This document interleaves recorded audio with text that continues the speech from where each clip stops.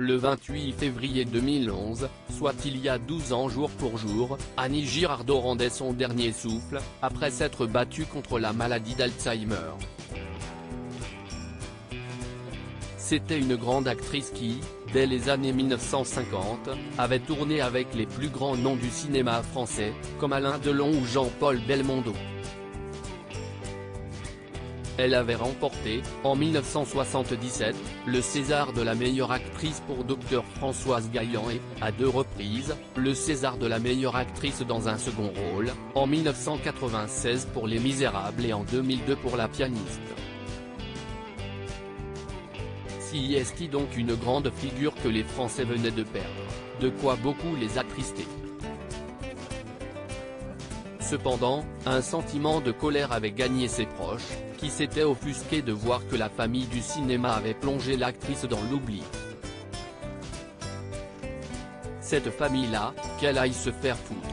Ce n'est pas une famille.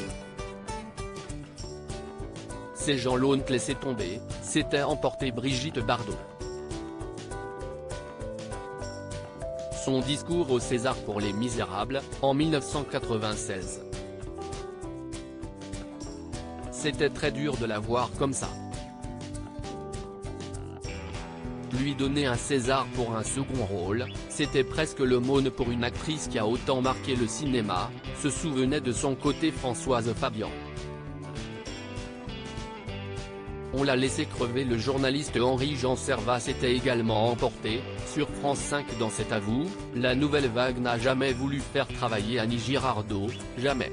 Alors maintenant on vient me dire qu'elle était bonne actrice? Elle n'a jamais eu d'hommage au César, jamais on a célébré Annie Girardot. On l'a laissé crever. Un constat également dressé par Renato, le petit-fils de l'actrice. Dès qu'on a annoncé son décès, il y a eu une foule de personnes du cinéma qui sont remontées, dont on n'a jamais eu de nouvelles jusqu'à maintenant et qui aujourd'hui viennent témoigner alors qu'on ne les a jamais vus, parce que le cinéma français l'a oublié, avait-il souligné pour BFM TV. Un garçon qui, pour rappel, porte le prénom de son grand-père, l'acteur Renato Salvatori, décédé en 1988.